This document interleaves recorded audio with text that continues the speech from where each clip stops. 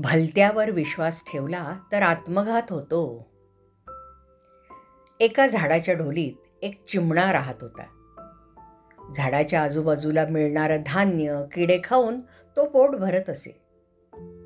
एकदा तो असाच खाण्यासाठी धान्य शोधत असताना त्याला त्याचा एक मित्र भेटला.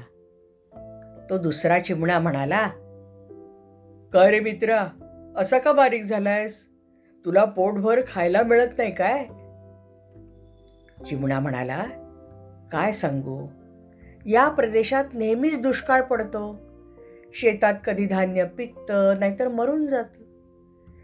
मग मला कसं बरं पोटभर खायला मिळणार?" त्यावर त्याचा मित्र म्हणाला, "अरे मग तू आमच्या गावाला चल. तिथे दुष्काळ कधीच पडत नाही.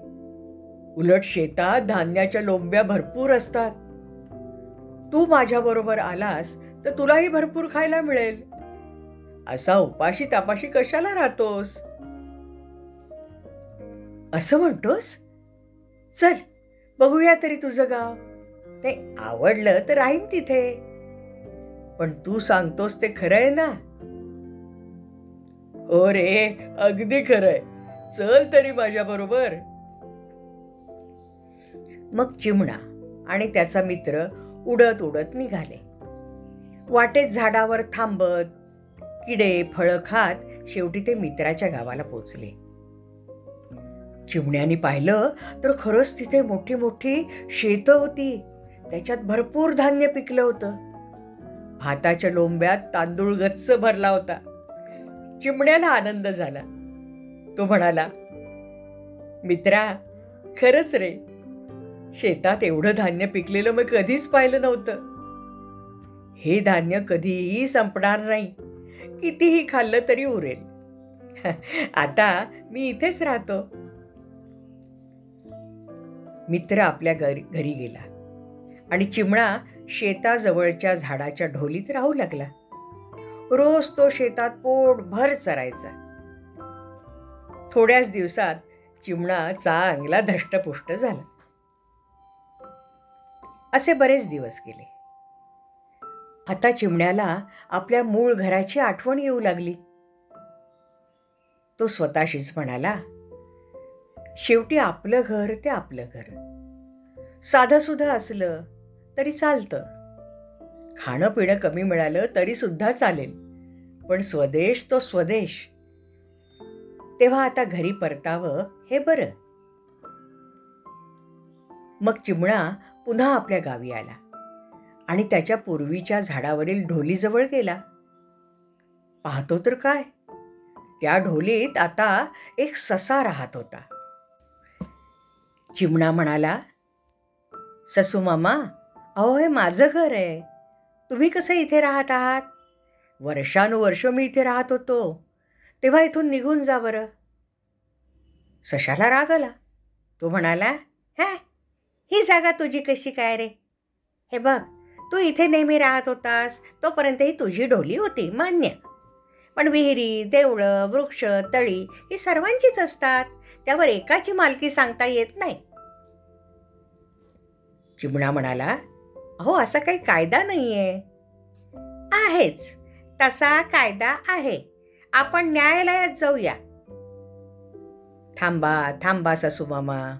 आपण न्यायालयात जाण्यापेक्षा कोणत्या तरी शहाण्या ज्ञानी व्यक्तीकडे जाऊया. ती व्यक्ती जो काही निर्णय देईल तो मान्य करू. चालेल?" सशाला ते पटलं. मग दोघे ज्ञानी व्यक्ती शोधत इकडे तिकडे फिरू लागले. तेवढ्यात नदीकाठी त्यांना एक बोका शांतपणे बसलेला दिसला. ससा म्हणाला, "चिमणराव, हा बोका अगदी साधूसारखा वाटतो.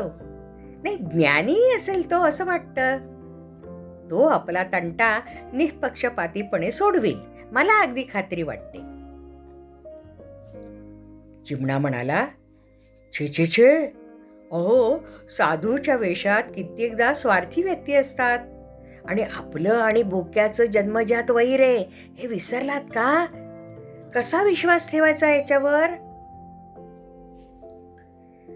डोळे मिटून परंतु कान उघडे ठेवून बसलेल्या त्या ढोंगी बोक्यानं त्यांचा संवाद ऐकला.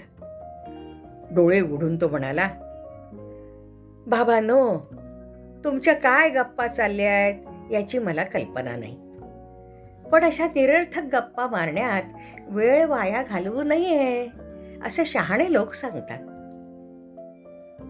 बोकोबाचं बोलणं ऐकून ससा आणि चिमणा यांचा त्याच्यावर विश्वास बसला. त्यांना वाटलं, हा बोका ज्ञानी दिसतोय, शहाणा दिसतोय. तेव्हा ते आपलं भांडण का होतंय हे बोक्याला समजावून देऊ लागले. कपटी बोका म्हणाला, बाबांनो, म्हातारपणामुळे मला नीटसं ऐकू येत नाही. इथे माझ्या जवळ येऊन बसा आणि काय ते नीट सांगा.